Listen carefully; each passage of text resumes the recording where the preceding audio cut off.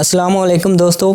हज़रत शेख सादी रहमतुल्लाह अलैह बयान करते हैं कि कस्तंतानिया के साहिल पर एक ऐसा नौजवान आया जिसकी पेशानी नूर से चमक रही थी। लोगों ने इस नौजवान को बेहतरीन अखलाक वाला पाया और इसे नहायत इज़्ज़त और एहतराम के साथ नज़दीकी मस्जिद में ले गए। इमाम मस्जिद भी इस नौजवान के अखलाक से मुतासर हुआ और इसके खाने पीने का इंतजाम किया। एक दिन इमाम मस्जिद ने इस नौजवान से कहा कि साहबजादे, तुम कोई खास काम तो करते नहीं हो, मस्जिद की सफाई कर दिया करो। इमाम मस्जिद की बात सुनने के बाद वो नौजवान मस्जिद से ऐसा गायब हुआ कि दोबारा मस्जिद में नजर नहीं आया। इस वाक़या के कुछ अरसा बाद इमाम मस्जिद एक दिन बाजार में ज़रूरियात ज़िंदगी के कुछ सामान की खरीदारी के लिए तशरीफ ले गए तो इन्हें वही नौजवान बाजार में नजर आया। इमाम मस्जिद ने इसकी मलामत की और इससे कहा कि तुम काम चोर हो, तुम एक मामूली काम नहीं कर सके जबकि मेरा मकसूद मस्जिद की खिदमत था। इमाम मस्जिद की बात सुनकर इस नौजवान की आंखों में आंसू आ गए और वो कहने लगा कि इमाम साहब, मस्जिद से चला जाना मेरी काहली या काम चोरी नहीं, बल्कि हकीकत ये थी कि मुझे मस्जिद में अपने सिवा कोई गंदगी नजर न आई। चुनाचे मैंने ख्याल किया कि अल्लाह अज़्ज़ व जल के घर को इस गंदगी से साफ कर दूं। बेशक दोनों जहानों की सादतें हासिल करने के लिए इससे बेहतर कोई रास्ता नहीं है। इस वाक़या को बयान करने का मकसद ये है कि हज़रत शेख सादी रहमतुल्लाह अलैह इस हकायत में अज्ज़ व इनकिसारी की बेहतरीन मिसाल बयान कर रहे हैं।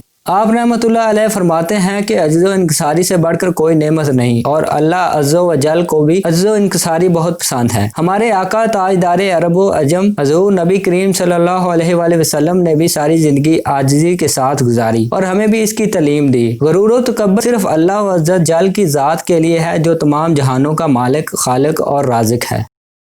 मज़ीद इस तरह की वीडियो को देखने के लिए और हमारे साथ जुड़े रहने के लिए हमारे चैनल को सब्सक्राइब करें। खुदा हाफिज़।